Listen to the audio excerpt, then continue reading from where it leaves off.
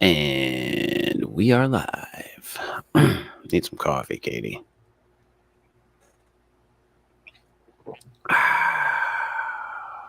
Yep. Definitely needed that. It's March 13th, 2023.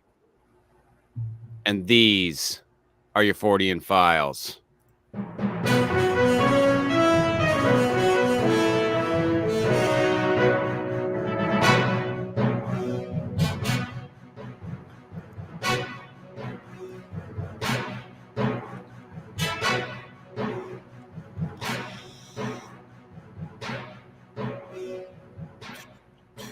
Can we make this like the old-timey news? I see. You know how that makes me feel, that little jingle? Yeah.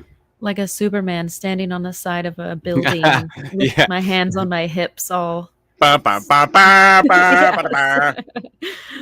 Yeah. Oh, yeah. Yeah, I feel like I should fucking have an ashtray in front of me. And a This cape. fucking lit cigarette going. Like that's the time and era that music belongs in. For sure. I like it. I kind of dig it personally, Yeah, but it's okay. It's growing on me a little bit. I could still use a good Phil Polling news jingle. yeah. I think everybody could. But yeah. Hello everybody and welcome. A few things this week. I was just talking with Katie about. Realized recently that we are no longer on the Apple Podcast platform or iTunes or whatever the fuck they call that goddamn thing anymore now.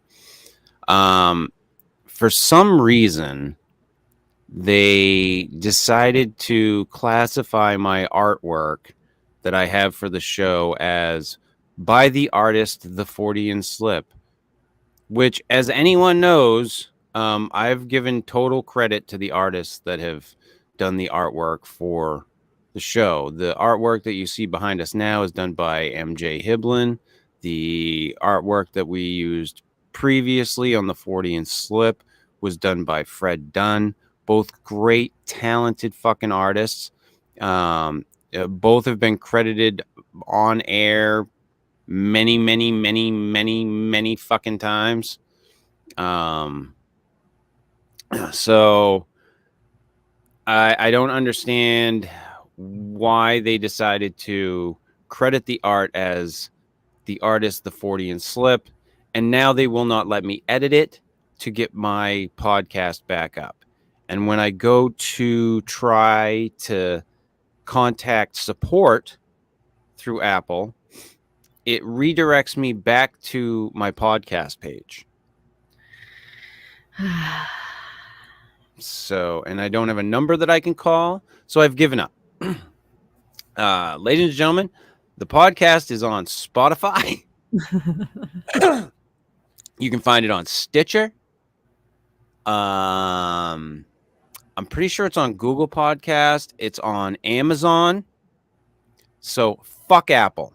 I say it's everywhere. And but that's my take. That's my take. I use a fucking iPhone, and fuck Apple this week. Those bitches. Because I don't get this. Like, why? It's very easy to allow me to edit that, change it, address it, whatever the fucking case may be. But you can look back. I credited on the old show Fred thousands of times. Yeah, you plugged him for years, literally, on every show. So Yeah. There should be a process to rectify that, you know? Yeah, they don't give you a process to rectify shit with Bitches. anything, whether it's Facebook, YouTube, Apple, whatever the fucking case may be. Even YouTube does have a process they go through for like copyright claims. And that's kind of what Apple is saying is like, hey, you're not giving credit where credit is due. Yeah. And to be honest, I've paid for the artwork. Right. Like it was commissioned for you specifically. I commissioned it for this specific purpose. Yeah. I have the receipt. I saved it. Yeah. It's in my fucking email. That's too bad. And I even asked, like with Mark, the guy that did the work, this work here that you see. I asked him, I was like, hey, I'd definitely like to do stuff with you in the future too. And he was like, yeah, hit me up. So, I mean, it's fucking baffling. It's just baffling. Like I've, it's not like if he came, and here's another thing. If it was an issue with Mark, and if he came to me and said something, I would immediately rectify whatever he'd want me to fix. I've Yeah, definitely given him credit. absolutely. And I don't know what more I could do there besides Yeah. putting it on every fucking video, Yeah, which that's I'm really pretty sure shitty. I did tonight. Just because I don't want YouTube to start ripping it down. Right. So, but yeah, for the record, the art is paid for. I don't know what that gives me as far as I know. It gives me the rights to it. Well, honestly, you're not the first person that paid somebody to do artwork for a podcast. So tons of people do that, Every Yeah. major podcast has artwork for their thing. So Yeah, so I gotta find out. Maybe I'll reach out and try to figure out find another way what to get a hold of them. what the whole logistics are behind it. Yeah. Not with Apple. I don't give a fuck. Fuck them. I mean, everybody can get on Spotify. Yeah. It's not like you can't find it. So it is what it is. I mean, will we not get the people that are on that platform? Yeah. I have an Apple phone, had Apple Podcasts. I went to Spotify and Stitcher. So Yeah. I'm not too fucking worried about it. No. We are, like I said, we are on Amazon too. On Amazon Music, you can find the podcast. I searched it on there. It's right on there. Bling comes right up. So, you can talk to your fucking Alexa, tell it to play the Fortean files, and everything will be good. So, You ever used one of those Alexas? and Alexa, yeah, I've used one. Yeah, they're interesting. Yeah, I've never had one. Not really interested, but it's a curious thing. I had a girlfriend that had one, and she bought one. It was a few years back now. God, let's say it was like 2016. And she had gotten one of those and one of those little Echoes too. She bought one of each, or like the small one and the big one. So we fucked around with that thing for a while. Just having to play music and different shit. But I never saw her use it for like ordering or anything like that. Yeah. I have it. It's built in to my tablet, but I have it shut off. Yeah. Because I have a Fire 10, and because I love having the color screen tablet for my Kindle, not for reading books because I have the Oasis for that, but for like comic books and for looking up stuff, because the Oasis and the Paperwhite just don't navigate well. Yeah. It's not meant for that. Yeah. Yeah. So, I got a little high before the show. Where was I going with that, Katie? Well, we're talking about Alexa because I think it would be cool to have it for like turning the lights on and off and preheating the oven and like. Well, that's the thing. I recently got some LED lights that I want to string up. Yeah, like a string of LED lights. I want to put for like not mood lighting, but like ambient lighting. Like under my desk. Yeah. Like to make it look kind of funky. Yeah. And I thought about hooking that up to one of those Amazon plugs there that hook up to your Alexa. Yeah. So I can just, say, Alexa, turn on the fucking lights, and boom. Right. I bought my mom for her birthday one of those robot vacuum things, the Shark brand of it. Oh yeah. And oh my gosh, that thing is so freaking cool. And you can totally, it has its own app that you can talk to it through on your phone and command it to like a remote. And it syncs up with an Alexa. Yep. And you can literally just speak to the sky and tell your robot vacuum to clean your house. Like Yep. my It's mom was born in 1950 and she literally looked at me, Katie, and said, I never once dreamed that I would have a robot that cleaned my house for me. She didn't watch the Jetsons? I mean, she was 1950 and she didn't have a lot, so I don't know. Maybe she did, but no, she was Everybody saw the astounded. Jetsons. Come Yeah, on. but she Meet still never George thought that she'd Jetson. see that in her lifetime, you know? They had the robot made. Yeah. Ah, that's some good shit. It's I still mean, it's an I amazing think contraption. here's what I think about future and future tech.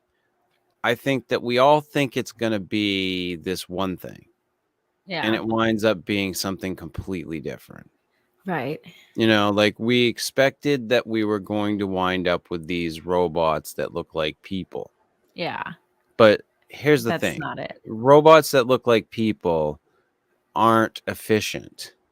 They're creepy. Have you seen those ones here recently where like you can have a conversation with them?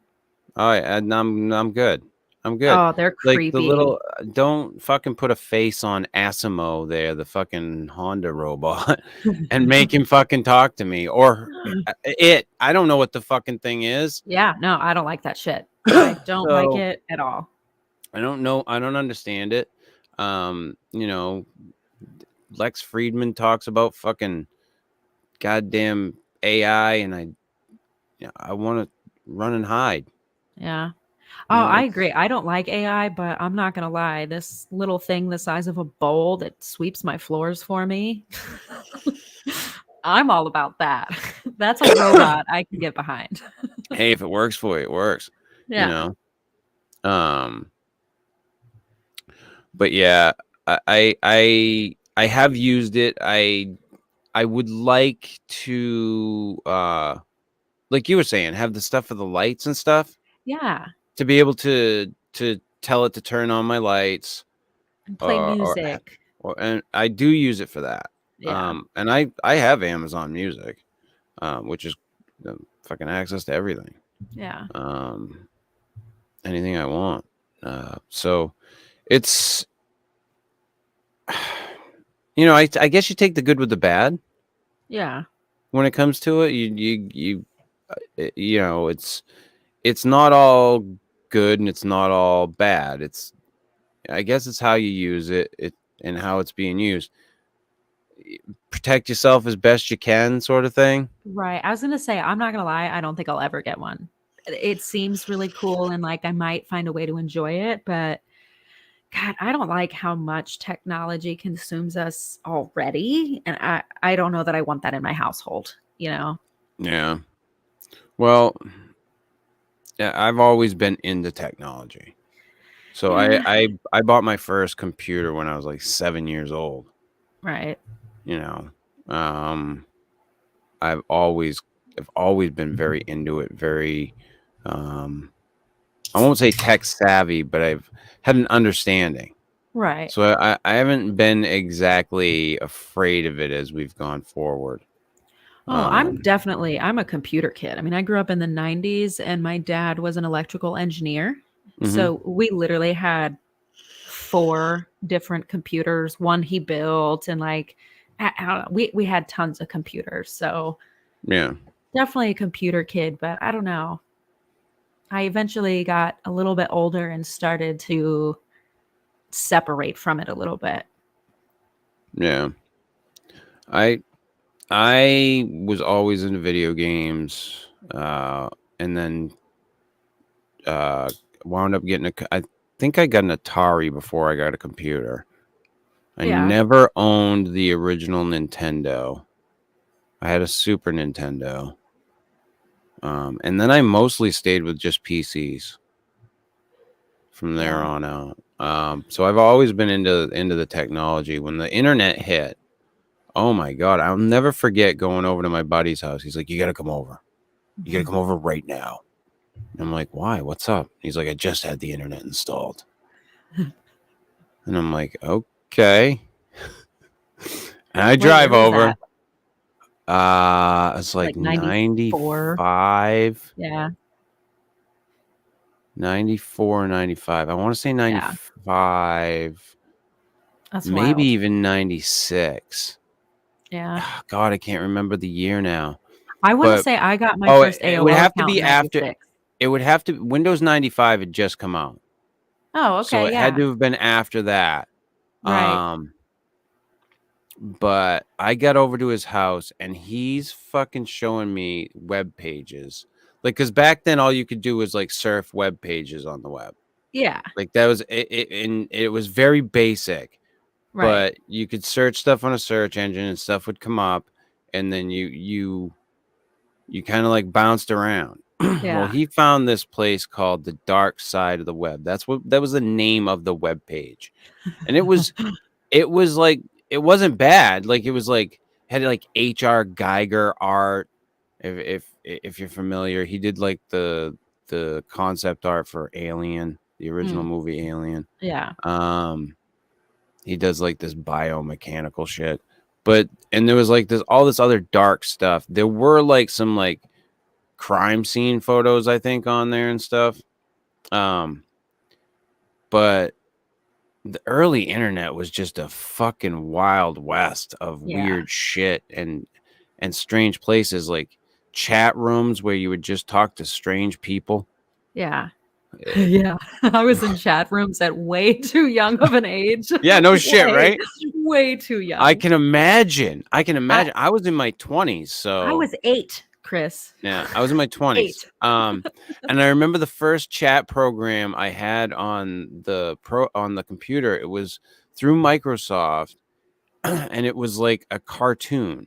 Like everybody would pop into the screen onto the screen as a cartoon, and then a chat bubble would pop over them, and It's like then an avatar. very similar. Yeah. And it would just go from screen to screen. So people would pop in and say stuff, and then it Yeah. would go to another screen, and people would pop in and say stuff, and it just looked like a cartoon. Yeah. Like an Um, RPG game or something. it's weird. Um, and then I had found like the MIRC chat, which was like, holy shit, crazy. That like opened up like everything. How So wild is that though that you remember a time before the internet existed and eventually like kids these days don't know what world looks like without internet, I remember a you know? fucking time before you didn't have a phone in your pocket. Oh yeah, me too. I actually feel very blessed that I feel like I'm like that last age group that got I to remember I experience that remember a sort of thing. time I remember a time, Katie, when I had to be home by the time the fire whistle went off.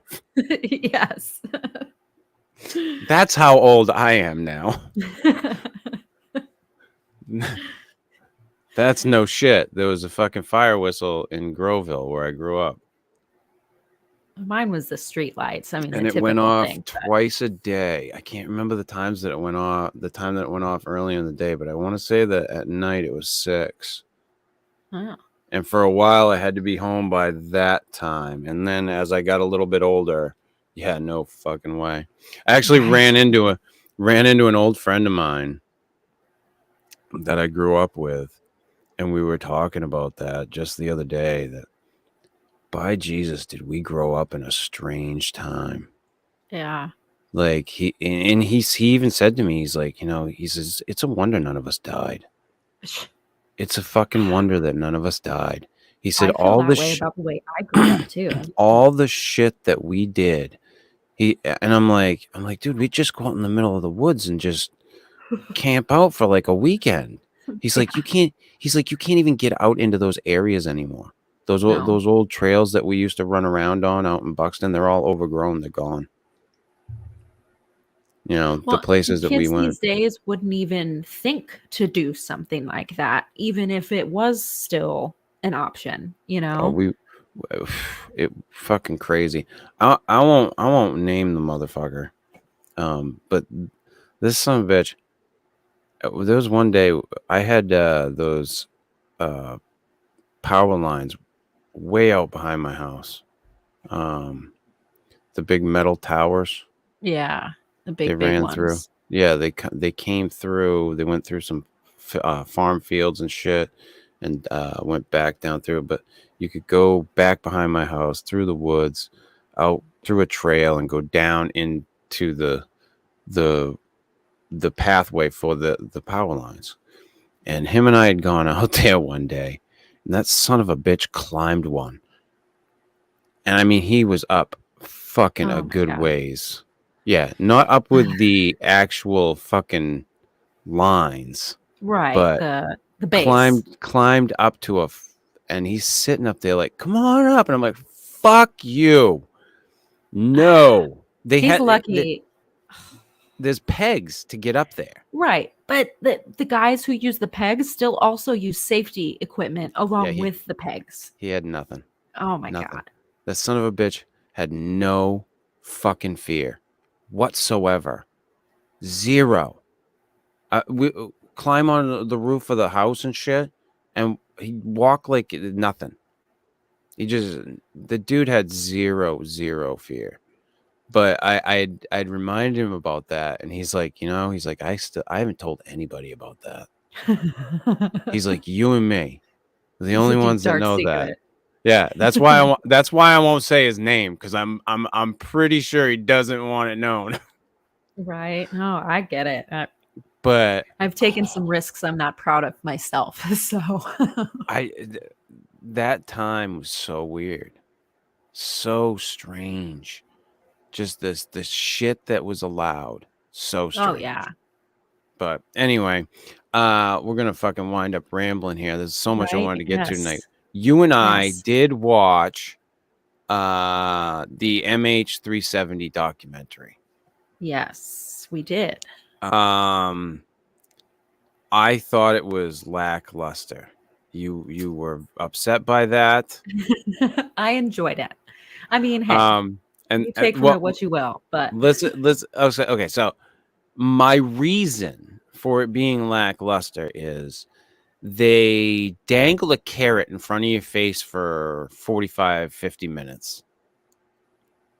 And then at the end, they run you through the whole carrot in front of your face and then say, yeah, no, that's not what happened.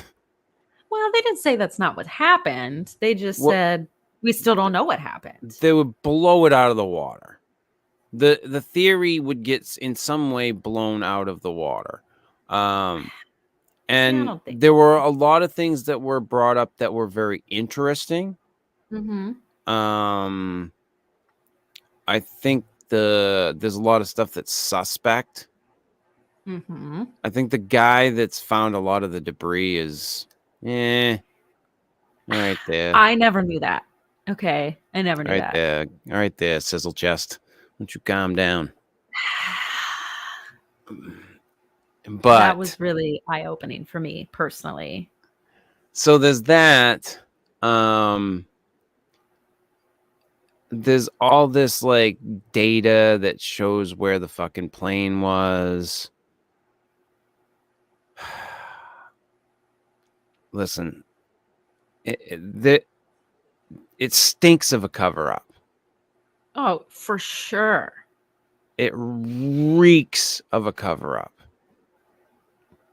So, if I'm being honest, that's my feeling. And all these people that say it can't possibly be a cover up, maybe it could.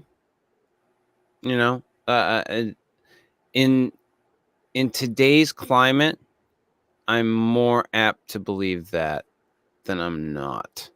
Yeah, I And don't see how it's not a possibility. the reason being is because there's so many unanswered questions with this particular case.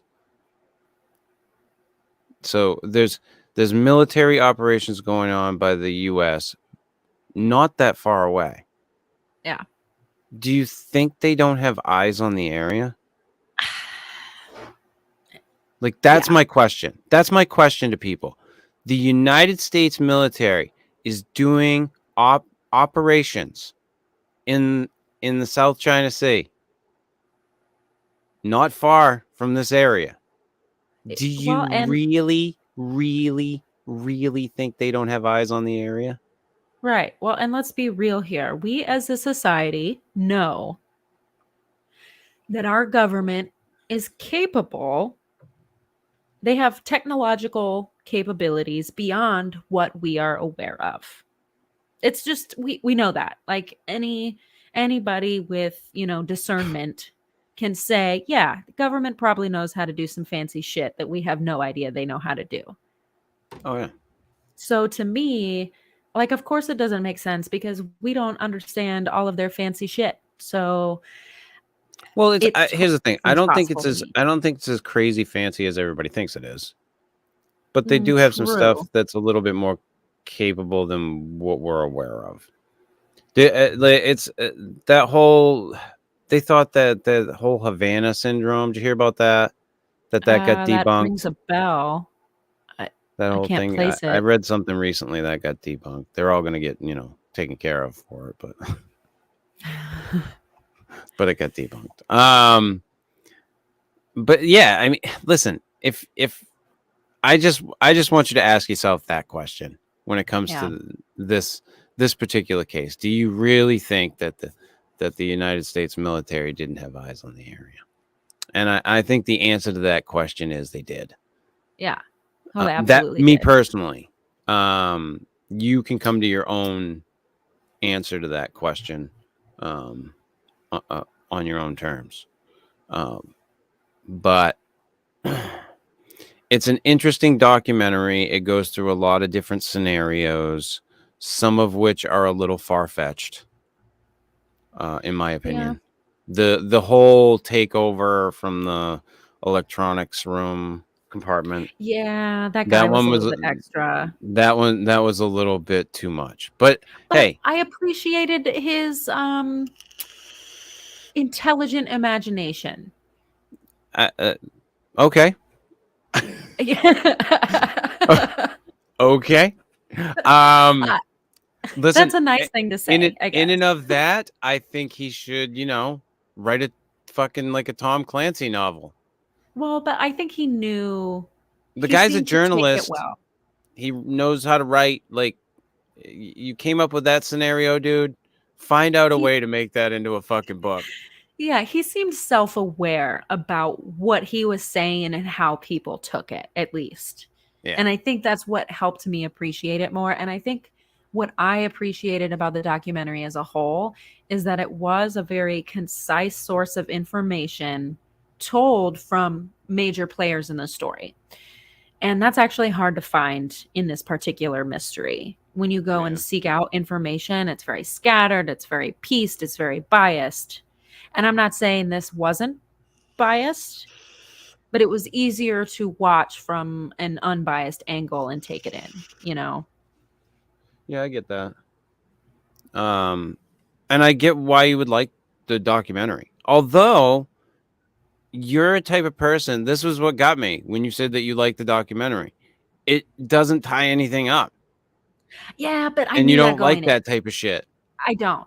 But it's because it's a real life mystery. This plane legitimately went missing and we legitimately don't know what happened to it. So like I couldn't go into it thinking, you didn't give me the answers. you know. Yeah, I guess that's true. So This wasn't a fiction thing either, so yeah, I mean, definitely not a fiction. yeah. But yeah. Uh, all right. Why don't we get into our news tonight, there, Katie? It was as Quite the always snack. slim pickings. Um, Yes. I don't know I'm getting I got to get creative when I look for stories now because they're not giving me The wow factor. no, it's not that. They're giving me other stuff. When I'm searching for Bigfoot, I'm not getting stuff on Bigfoot. It's other stuff that has like a Bigfoot something in it, but it has Yeah. nothing to do with Bigfoot. It's Right. fucking stupid. Yeah. It's getting harder and harder to look for stories. But anyway, from pennlive.com, that's PENN live.com. What is a squonk? PA's quaint beast cries over how ugly it is. Everyone has felt self-conscious about the way they look at some point. The squonk, however, takes it to a whole other level. Fearsome creatures of the lumber woods with a few desert and mountain beasts, 1910, a kind of 20th century bestiary that accounted for America's more fantastical creatures, was the first to record the alleged existence of this creature from Pennsylvania folklore, one that's said to be fairly common in the state's hemlock forests. According to Fearsome Creatures, the squonk is a quaint beast with a very retiring disposition that typically comes around twilight or dusk. Hunters looking to bag it supposedly have their best shot on frosty moonlight nights. People actually hunted for this fucking thing? Get out. Get out. In all honesty, though, squonks don't seem to be all too hard to catch, whether the moon is out or not. Storytelling, an encyclopedia of mythology and folklore, 2015, describes the squonk as slow. Fearsome Critters from 1939 claims that it can only swim around in circles due to the webbing found just and inconveniently for the squonk between the toes of its left foot, and it is apparently of distinctly low mentality. But above all else, with its misfitting skin, which is covered with warts and moles, the squonk is ugly. Or, as put a bit harshly by Fearsome Critters author Henry H. Tyron, probably the homeliest animal in the world, and knows it. Yes, unfortunately, for all its alleged dullness, the squonk appears to be painfully aware of just how repulsive it is. In fact, it's so painfully aware of its looks that Cox claims the poor thing is given to constant weeping over his really upsetting appearance, and can sometimes be tracked by his tear-stained trail. Oh God! Brings a whole new meaning to the tracks of my tears. Oh God! This lends to its scientific name. It has a scientific name? Well, it shouldn't. Lacrimocorpus dissolvens. Body dissolves into tears. It's why squonks are more easily captured when the moon is up, too, according to Tyron. Apart from the tear-stained trail, they tend to lie still in their dens on clear nights for fear of traveling outside and catching a glimpse of themselves in a moonlit pool. Believe it or not, despite its bodily shortcomings and tear trails, squonks are notoriously difficult to claim as hunting prizes. Multiple accounts from Fearsome Creatures to American Myths, Legends, and Tall Tales, an Encyclopedia of American Folklore, tell of how individuals who've successfully captured the squonk checked their sacks later only to find the creature had cried so hard it blubbered itself into a puddle. The fuck? Even the great American legend Paul Bunyan had such a run-in with a squonk. In Paul Bunyan and His Great Blue Ox, 1926, Paul and his men are stalled in cutting timber when one hears a queer wailing some distance away. The more the man mimics the wailing, the closer the strange sound gets, until eventually he's able to apprehend an unsuspecting squonk in a bag. So rarely did it ever get near men that the logger who had caught the squonk was greatly elated and called his friends to the bunkhouse to see the queer creature when he put it on view, reads Paul Bunyan. Alas, the logger's elation was only momentary, as the squonk did what it does best and dissolved in its distress into nothing but some salt water and bubbles. Yeah. And Wow. there's I've a never picture. heard of that. There's a picture, Katie. I need to see it. There's a fucking picture. And there you go. Oh, yep, that's pretty close to how I was imagining it. Yeah, and webbing on one foot, if you notice in the picture. Yeah. No webbing on the other foot, just on the one foot. Yeah. Yeah, that it's You a know what squonk. this really, really reminds me of is the 90s cartoon Doug. They had this nematode that was this like fictional animal that they sent kids out to hunt for, but it didn't really exist. And it was like this ridiculous animal. They called it a nematode, and they had to go out and hunt for it, and they never found it because it wasn't real. I'm shocked that people hunted for this fucking thing. When you said that, that's what made me think of the fucking nematode. All I can think of is early fucking 1900s men gonna go get me a squonk. You boys coming? Gonna get us a squonk today. Fucking having to hunt his breakfast. Jesus Christ. Anywho, what is a squonk, Katie? I don't know. That's a new one for me. I've never heard of that before. I don't know what a fucking squonk is. So,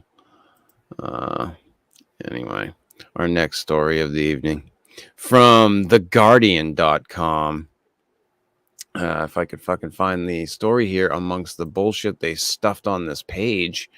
A skeleton in the tub, a Chucky doll in the corner, haunted house hits Texas real estate market. Real estate listing on Zillow showcases home with doorways shaped like caskets where guests feel a presence. Searching for a quaint home that's off the beaten path where no one can hear you scream? This one's for you. $125,000 3-bedroom for sale on the 3516 Interstate Highway near Baird, Texas. I hope I pronounced that right. Baird. Is that right? Texans? Is an established and running haunted house.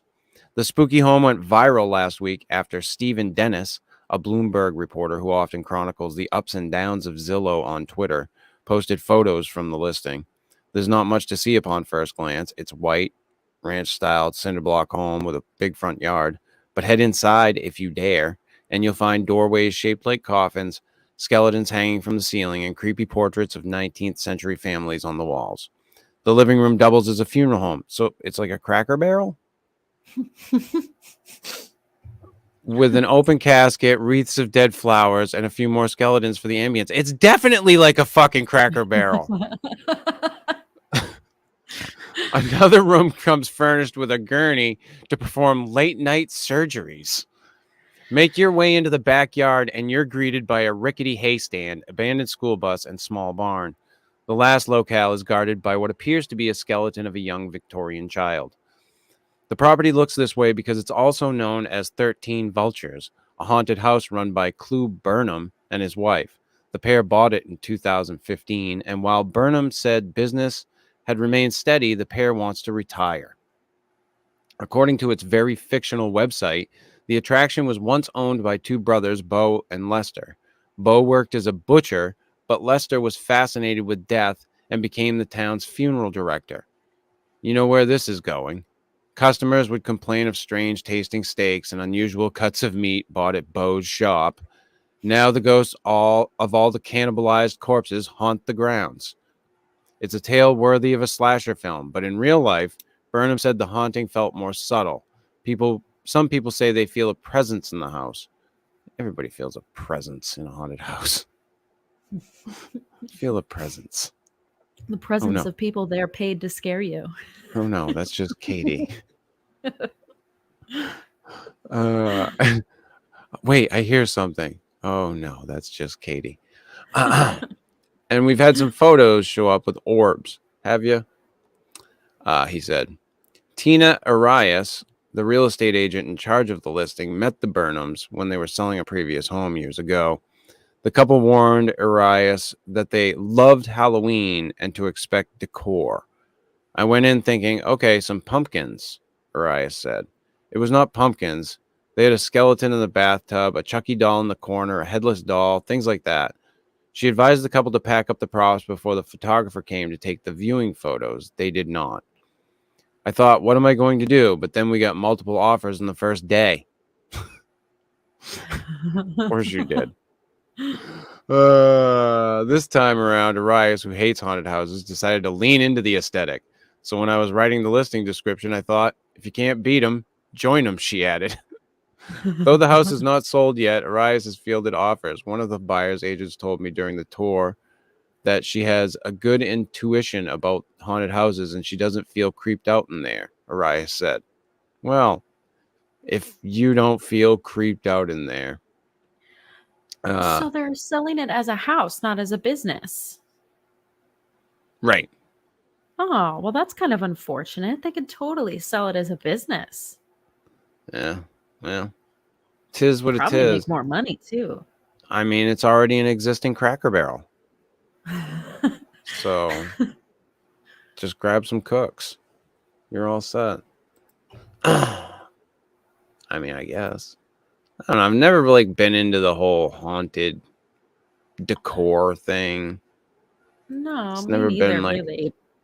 it's never been my thing, so But I've been into haunted houses, and those are fun to go to, and they make big money. And honestly, if they said it was a successful business and they're just trying to retire, they should really try to like pass the business on to somebody.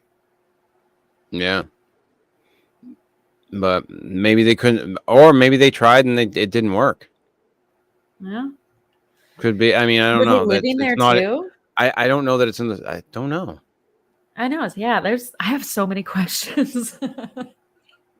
Yeah, there's questions there. Definitely. It's On to our interesting next though. story. What's that? It's interesting though. Oh yeah, yeah, yeah. On to our next story of the evening from the militarytimes.com. Pentagon UFO chief says alien mothership in our solar system possible. There is a possibility that extraterrestrial motherships and smaller probes may be visiting planets in our solar system. The head of the Pentagon's Unidentified Aerial Phenomena Research Official Office noted in a report draft shared Tuesday. An artificial interstellar object could potentially be a parent craft that releases many small probes during its close passage to Earth, an operational construct not too dissimilar from NASA missions, Sean Kirkpatrick, director of the Pentagon's All-Domain Anomaly Resolution Office, wrote in a research report co-authored by Abraham Loeb, chairman of Harvard University's Astronomy Department. Kirkpatrick, who was appointed as director of the AARO when it was founded in July 2022, previously served as the chief scientist at the Defense Intelligence Agency's Missile and Space Intelligence Center. The AARO was established to investigate unidentified objects of interest around military installations, according to a Pentagon press release. Loeb, on the other hand, gained notoriety when he proposed our solar system had been traversed by its first extrasolar visitor in October 2017. At that time, the Pan-STARRS telescope in Hawaii detected an object moving at a speed that caused some scientists to suggest that it originated outside our solar system. Or outside our system. The object's orbit also hinted at other forces besides the sun's gravitational pull influencing its movement. Scientists dubbed the object Oumuamua, the Hawaiian term for scout, which Kirkpatrick and Loeb offer in their research paper as an example of a possible mothership with probe capabilities. With proper design, these tiny probes would reach the Earth or other solar system planets for exploration, as the parent craft passes by within a fraction of the Earth-Sun separation, just like Oumuamua did, the authors explained. Astronomers would not be able to notice the spray of mini probes because they do not reflect enough sunlight for existing survey telescopes to notice them. The research paper titled Physical Constraints on Unidentified Aerial Phenomena comes following a month of intense scrutiny of unidentified flying objects, a stirring trend ignited when a Chinese spy balloon captivated the nation by drifting across U.S. airspace. 3 additional unidentified objects were subsequently found. And we may have overreacted a little. Maybe. I think the United States may have overreacted a little bit. I just want to know, how much did we spend? I don't give a fuck about the fuel. You know, what we pay those pilots, what that costs us. They make shit. A lot of those guys make shit in comparison. I just want to know, how much did the ordinance cost? That's all I want to know. That's it. On February 16th, Senators Marco Rubio of Florida, Kirsten Gillibrand of New York, and 12 other senators sent a letter to Deputy Secretary of Defense Kathleen Hicks and Deputy Director of National Intelligence Stacey Dixon calling for full funding for the AARO. By the way, I'm going to stop noting who's a Democrat and who's a fucking Republican. Just going to stop doing that.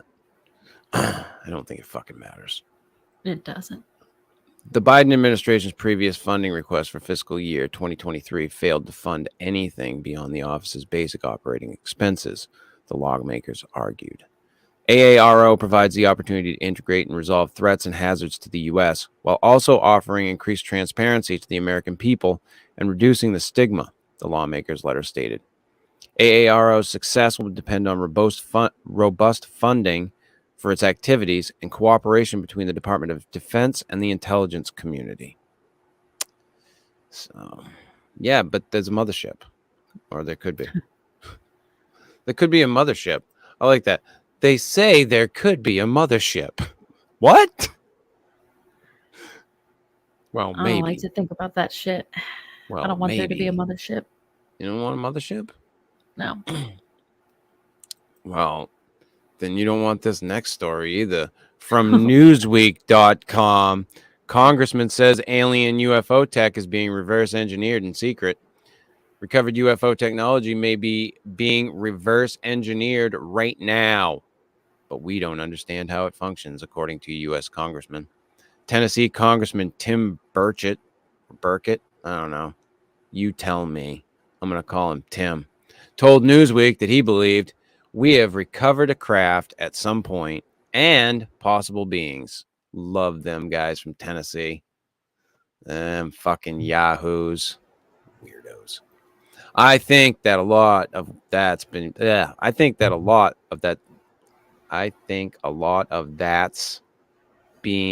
reverse engineered right now. I think a lot of that's being reverse engineered right now. Oh, I cannot fucking think tonight, Katie. That's all right. I'm more fucked up than the Tennessee congressman. I got you. I think that a lot of that's being reverse engineered right now, but we just don't understand it, he continued. In early February, 4 objects were shot down over North America in quick succession. The first was identified by the Pentagon as a Chinese surveillance balloon and was shot down off the coast of South Carolina. China has stated it was a civilian airship collecting meteorological data. The Defense Department has not confirmed the nature of the remaining 3 objects, which were targeted by U.S. fighter jet missiles over Alaska, Canada, and Lake Huron, Michigan. On February 14th, the White House said intelligence officials were considering as a leading explanation that these could be tied to commercial or research entities and benign. President Biden added on February 16th that these 3 objects were most likely balloons tied to private companies, recreation, or research institutions studying weather or conducting other scientific research. That's embarrassing. Because we're a bunch of dumbasses. On February 13th, White House Press Secretary Karine Jean-Pierre told the media that there was no indication of aliens or extraterrestrial activity, adding she wanted to make sure that the American people knew that. Ladies and gentlemen, that woman is also a paid liar. Aren't they all? The unidentified objects prompted waves of fresh speculation about what UFOs may be, what kind of risk they could pose, and what may come next. This has come not just from political spheres, but also from director Steven Spielberg, who suggested to writer and host Stephen Colbert last week, hey, we did that story, that it's mathematically impossible that we're the only intelligent species in the cosmos. Duh.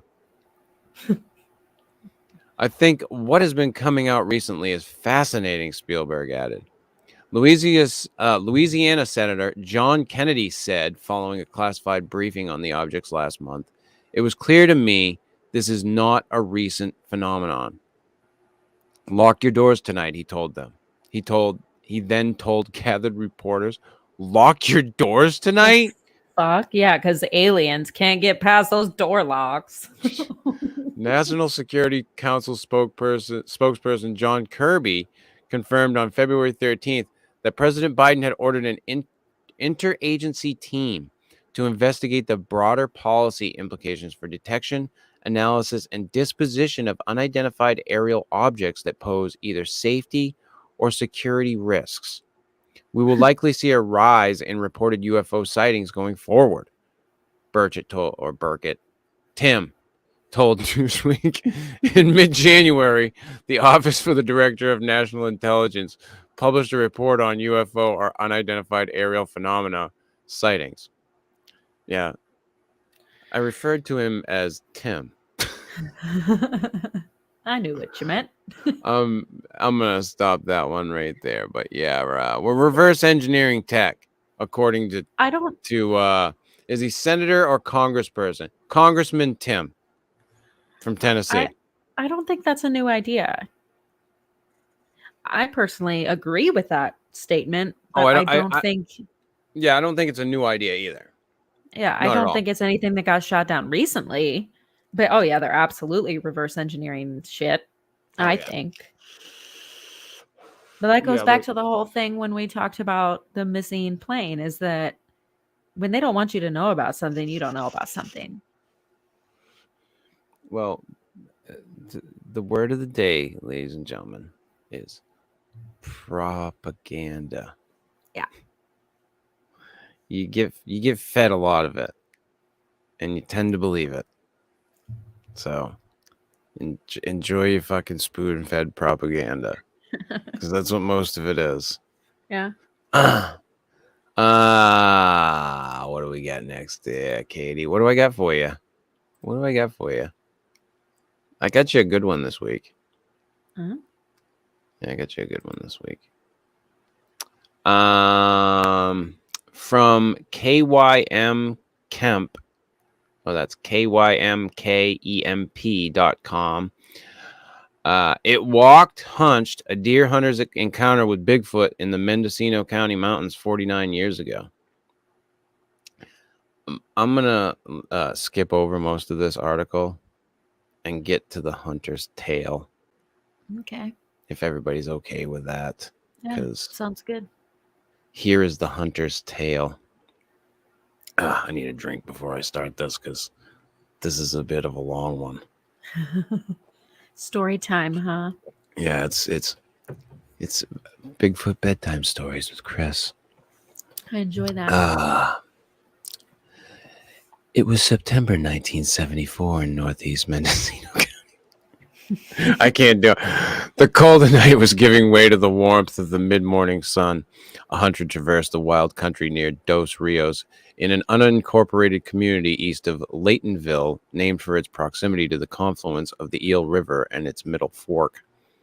Unfortunately, the BFRO report offers conflicting accounts of the sighting's location. In the hunter's original report, he described the sighting in the area of Baxter Ranch, located east of Highway 162, known locally as Covello Road, and south of Dos Rios. A BFRO research makes note that I'm going to say that's probably a researcher, makes note that a phone conversation with the hunter specified the sighting occurred east of Laytonville, off of Laytonville Dos Rios Road. Excuse me. About 4 or 5 miles before Dos Rios in the Holman Ridge area, likely in the area of Burger Creek. This hunter's memory was 4 decades old when he composed his report for the BFRO. If he is anything like Mendocino County's veteran outdoorsman, the days on the trail blend together in a series of false summits, cold nights, and rugged landscapes. The two locations, though different, are within a dozen miles of each other and are defined by the proximity to Dos Rios. They are both deep in California's northern coast range as it rises eastward to the Round Valley and the Mendocino National Forest. They're both known for deer hunting. Putting aside the specific location issue, the hunter's recollections are quintessential Mendocino North County. In the mid-morning sun, the sky was clear and the air was still. He walked amidst manzanita, oak trees, and dry wild oats. While descending a canyon, the hunter noticed a human walking below an estimated 1,300 yards. He, he shouldered his rifle and peered through the scope. The bipedal creature wore no clothes, had no rifle, and appeared to be ascending the opposite slope of the canyon. The humanoid puzzled the hunter, unsure of what he was seeing. Almost even with the hunter across the canyon, the creature seemed to disappear into the thick manzanita. The hunter's attention was caught by the roar of a jeep in the distance. When he looked back to where he had seen the creature disappear, it was once again ascending the canyon. The hunter estimated the creature was 7 feet tall. Its body was slender, like a basketball player with strong shoulders and a really skinny waist. Its legs were really muscular and strong. Its arms were long, as were the fingernails and fingers. The creature's body was covered with black hair, estimated to be 2 inches in length, and there were a few noticeable bald spots showing skin. 40 years after this sighting, the hunter wrote, its forehead was gunpowder gray, with the temple area being purple red down the side of the face part way, then dark tan. Its face was flat with a flat nose. It walked hunched over, with his arms at a dead hang as he walked. The hunter watched the creature, but the creature took no notice of the observer walking into the wild. The hunter could not shake what he had seen and returned to the area the following weekend to trace the steps of the creature. In the middle of the trail, the hunter found a steer skull, completely clean underneath without a cobweb or speck of dirt. He set the skull back on the ground where he had found it. 2 weeks later, the skull was gone. The hunter proposed a hypothesis befitting of someone who pursues game animals. Maybe the trail was a migration route and others were following. And that is the story. But yeah, Bigfoot. That's a good story, I guess. Big feet. Big feet. The coloring was interesting. Yeah. Well. Different, you know? Yeah. It's cool. I like Bigfoot stories, but they're stories. Yeah. That's the thing. But it is really cool to imagine like it's a real person that like really experienced that and they're really telling the truth. No, absolutely. If somebody has a real experience, great, cool, awesome. But there's so much shit. Yeah, it's hard to sift through it and decide sometimes, you know. Like, how do you know? How do you know anymore? That's the thing that's hard for me.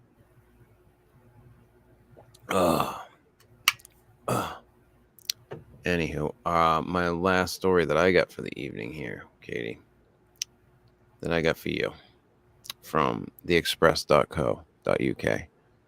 Muscular goat found in the wild sparks Bigfoot speculations after viral footage. I can't fucking talk for shit tonight. Ladies and gentlemen, I've been a mess this evening, and I don't know why. Woke up this afternoon and just haven't been able to get my shit together at all.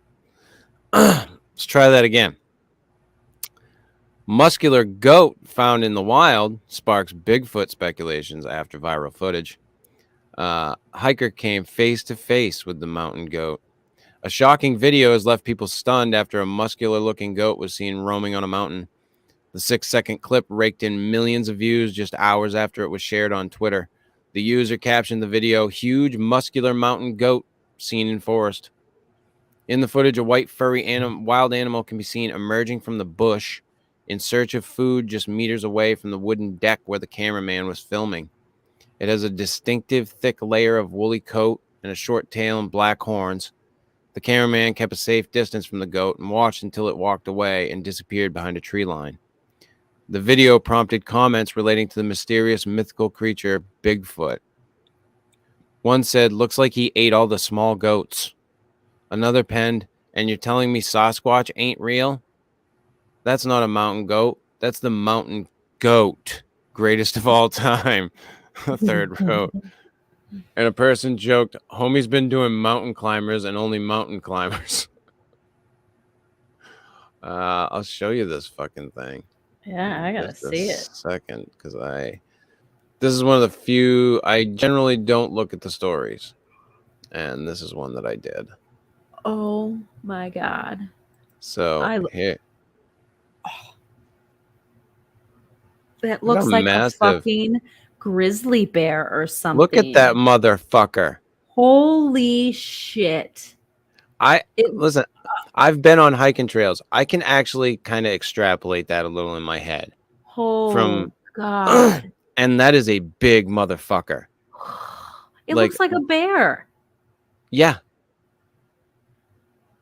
Oh, look at how I've never seen a massive that goat son like of. that. Look at how massive that son of a bitch is. There's a picture down here, Holy shit. Yeah, see, that and looks like a fucking bear or something. look up here. Look at that. That Jeez. doesn't look like a goat. That looks like No. a fucking horse. Oh, oh, it's incredible. Like that's interesting. Like, think about the. I mean, if there's like some type of change that's going on, like some evolution that's happening. I know, I wonder if that's like normal or if he's like super unique. That's very cool. That's That's incredible. that's I'm in very, awe very of it, cool. honestly. Yeah, and I know you love goats. I do. Goats are So when the I best. when I saw this, I'm like, oh yeah, I'm doing that. I'm doing that story tonight. I've seen a lot of goats in my life. I'm a bit of a goat connoisseur. I've never seen a goat that made me think it was a grizzly bear from behind. Look at this. Look at the. Let's look at this fucking thing one more time. Let's see. It Let's look at it bigger. Yeah, watch it walk. Look at Oh, that. see? See, when it turns around, doesn't that look like a Oh bear yeah, turning around? Oh my yeah. god. It's fucking huge. You can barely see its horns. The thing has to weigh like 200 pounds or something. Look at that. His neck is so Wow. thick. Yeah, it's Oh a my fucking. god. Oh, What a beast. what a big motherfucker. He Just fucked look at you that up. fucking mouth on him. Jeez. Wow, that's crazy. That's just fucking crazy. You know, Anyhow. he's banging all the lady goats. Oh yeah, nobody gets in that motherfucker's way. Everybody No. he's like fucking bad Leroy Brown. Like everybody just steps out of the fucking way. Yeah. Sure, Front of sir. the line. You'd like her vagina? Let me hold her down for you. Oh, jeez. God almighty. Wow. And you sent me something, didn't you, Katie? I did. All right, give me just a second. I'll look for It's it. a good one. I woke up to it this morning and it flabbergasted me when I was half awake. Yeah, and Katie and I are aware that our true crime game is a little off. Yeah, I'm working on it. Yeah, we're definitely working on it. This is We a got good to one though. if I can find it here. There it is, right there. Get me from FoxNews.com. Minnesota dad uses moose antler to kill sex offender he claims was stalking daughter, police say. Minnesota man believed victim Lawrence Scully, who was convicted of molesting a 6-year-old girl in 1979, was stalking his young daughter, according to court documents. A dad walked into a Minnesota police station covered in blood and told police he beat a man with a shovel 15 to 20 times and finished him off with a moose antler, according to Boom. court documents. What the fuck? Yeah. The suspect, Levi Axtell, 27, was taken into custody and arraigned Friday on a second-degree murder charge in the death of 77-year-old Lawrence V. Scully, who was convicted of molesting a 6-year-old girl in 1979. Axtell was suspicious of Scully and believed he was stalking his toddler daughter at her daycare, according to a probable cause affidavit obtained by Fox News Digital. Axtell said he had known Scully for a long time and believed him to have sexually offended against children in the past, the criminal complaint read. Axtell said he observed Scully parked in the vehicle at locations where children were present and believed he would reoffend. He filed an order of protection in 2018 against Scully, which was initially granted but dropped several weeks later. It's unclear why the order of protection was dropped. On March 8th, shortly before 5 p.m., the Cooks County Sheriff's Office received a 911 call from a citizen who watched someone pull into Scully's Grand Marias driveway, smash a vehicle, and then run into the house, according to the affidavit. The citizen then heard screaming coming from the house, the affidavit says.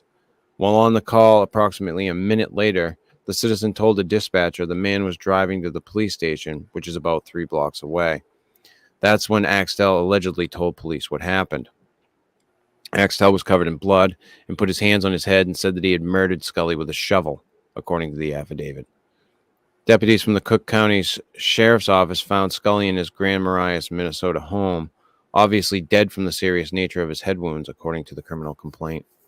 The cause of death was blunt force head injuries, the affidavit said, and Scully had wounds on his arms that are consistent with defensive wounds. There had been recent allegations against Scully, but an investigation didn't reveal anything, Cook County Sheriff Pat Eliason told Associated Press. Most of the reports were regarding harassment. Sheriff Eliason told Fox News Digital in an email Saturday the brutal killing was quite a shocker for the small community of Grand Marias, which has or Marais, I don't know how you pronounce that fucking thing, which was has a population of about 1,340. Wow. Axtell was arraigned Friday and is being held in the Cook County Jail on $1 million bond, despite objections from his lawyer, Dennis Shaw.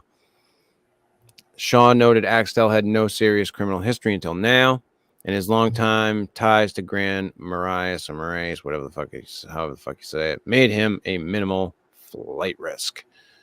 Axtell was convicted of misdemeanor charges of disorderly conduct and underage drinking in 2014, according to criminal records. So he was a bad fucking kid at one point. We got to bring that into it. Well, I don't know. But I don't think he needed to kill the fucking dude. No, he probably didn't. And I don't think he's going to be one of those lucky ones that like gets a light sentence because he was like a vigilante dad. Because sometimes that happens. Yeah. There was a recent one. I don't remember the details, but there was a recent one where a guy like caught the dude in the act or something and killed him, and he got a very light sentence. Yeah. They're very lenient on that shit. But I don't think that's the case with this dude. But the whole moose antler thing got me. Like there was definitely some rage involved. Oh, you think?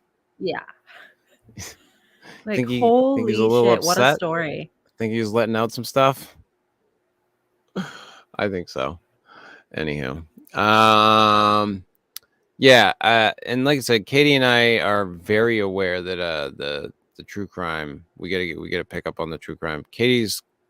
Her green screen came, and yeah, we gotta do some work on that. We need some modifications.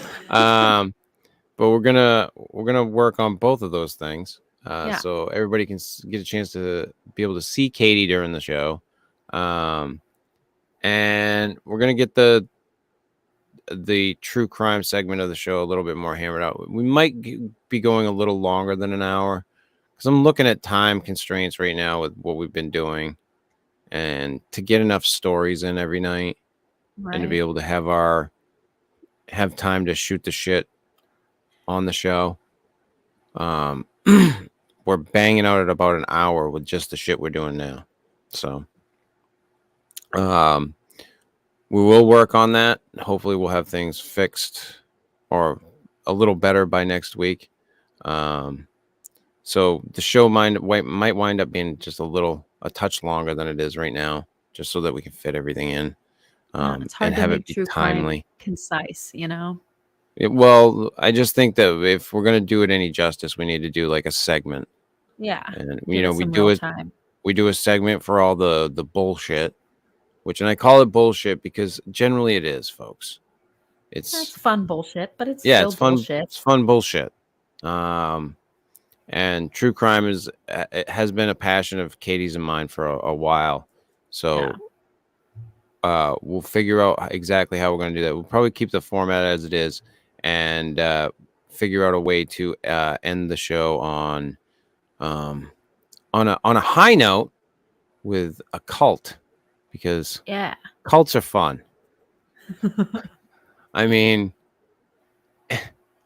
I'm sure like they're horrifying for people, or like for the people that Yeah. get stuck in them and then wind up getting out, that it's not so much fun.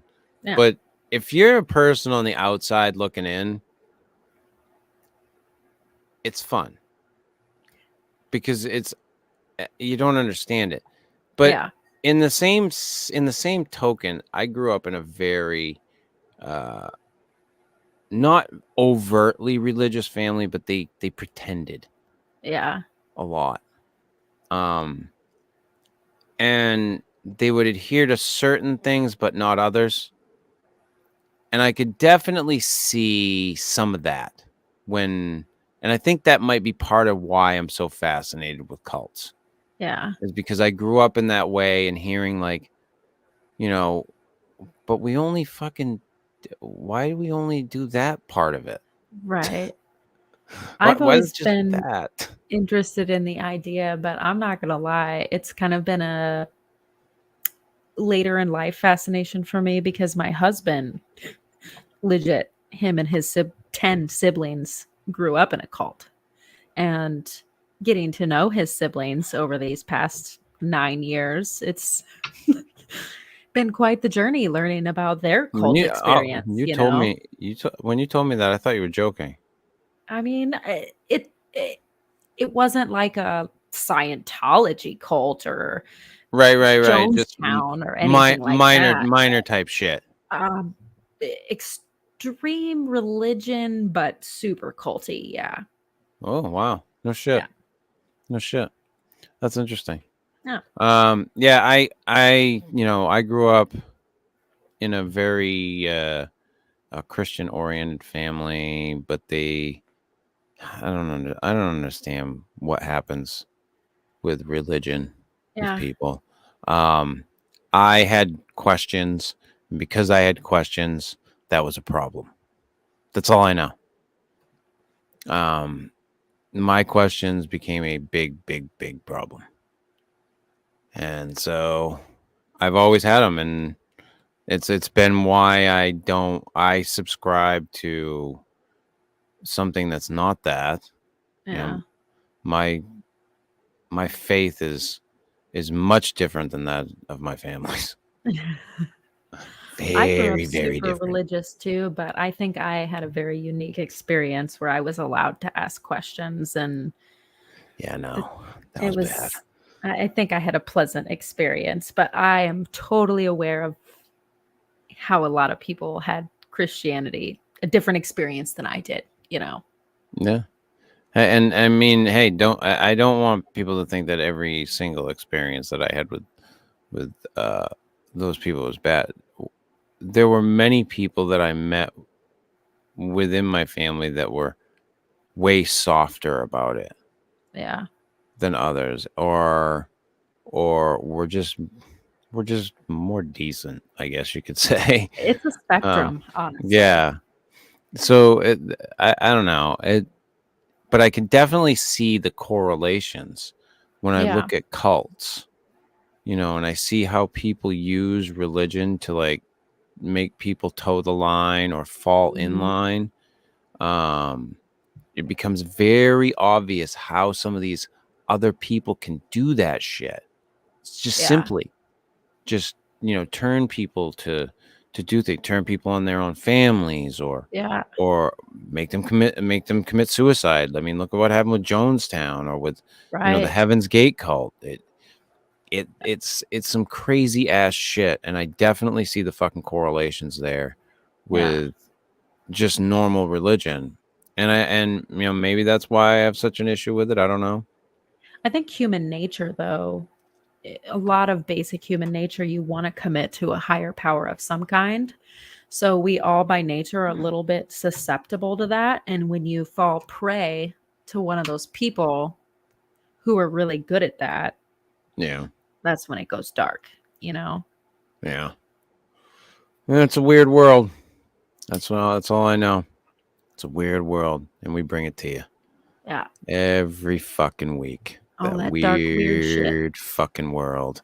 So, um, As always, ladies and gentlemen, the Anchor page has changed. Anchor switched over to Spotify, so I'm not going to give you guys the link for that.